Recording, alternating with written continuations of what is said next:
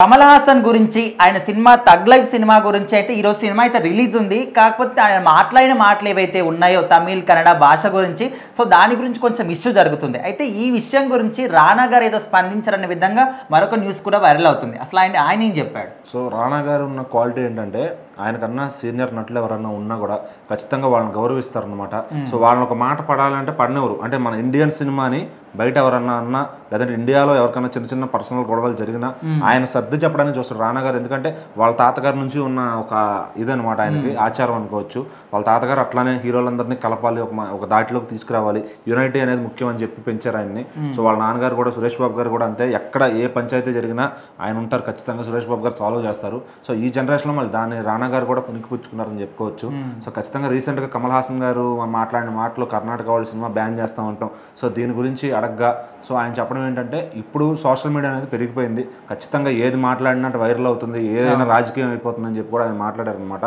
So ఇక్కడ కమల్ హాసన్ గారు గురించి ఏమంటారంటే ఆయన మాట్లాడిన తప్పని నేను చెప్పరు ఖచ్చితంగా. సో మాట్లాడేది మొత్తం సందర్భం విని చెప్పాలనే విధంగా ఆయన కూడా చెప్తారనమాట. సో ఇప్పుడు ఏంటంటే నువ్వు ఏదన్నా అన్నావు అంటే అది ఖచ్చితంగా రాజకీయంలాగా తీసుకుంటున్నారు. ఒక హీరో ఇంకో హీరో మాట్లాడినా లేదంటే ఒక స్టేట్మెంట్ ఇచ్చినా, ఒక పక్క రాష్ట్రంలోకి వెళ్ళి ఏదైనా స్టేట్మెంట్ ఇచ్చినా కూడా అది ఖచ్చితంగా రాజకీయ కోణంలో అన్నట్టుగా వాళ్ళు తీసుకుంటున్నారు. సో ఒకవేళ వాళ్ళు తీసుకోకపోయినా ఇటు సోషల్ మీడియాలో ఆడియన్స్ ఎవరైతే ఉంటారో వాళ్ళు వెళ్ళేలా చేస్తున్నారు. సో ఇక్కడ ఏంటంటే కమల్ హాసన్ గారు మాట్లాడిన మాటల్లో ఆయన తప్పేమీ లేనట్టుగానే ఆయన కూడా చెప్పారనమాట. సో అంటే ఇప్పుడు ఆయన కూడా మళ్ళీ దీన్ని ఏమంటారంటే మళ్ళీ రానా కూడా కర్ణాటకనే దాన్ని అట్లా సపోర్ట్ చేస్తున్నాడా, రేపు రానా సినిమా కూడా రాను అని కొంతమంది ఉంటారు. సో అట్లా ఇక్కడ ఏంటంటే ఆయన ఎవరి సైడ్ నిలబడలేదు. బట్ ఏంటంటే కమల్ హాసన్ గారిది తప్పు అని ఆయన నోటితో ఆయన చెప్పలేదు అనమాట. సో ఎందుకంటే సాటి నటులు ఇప్పుడు అక్కడ కర్ణాటక నుంచి శివరాజ్ కుమార్ గారికి ప్రాబ్లం వచ్చినా కూడా రానా గారు అదే విధంగా మాట్లాడతారు, ఆయన పాజిటివ్గానే మాట్లాడతారు. సో ఏంటంటే రానా గారు ఉండేది ఏంటంటే మొత్తం పాజిటివిటీ ఉండాలని కోరుకుంటాడు ఆయన.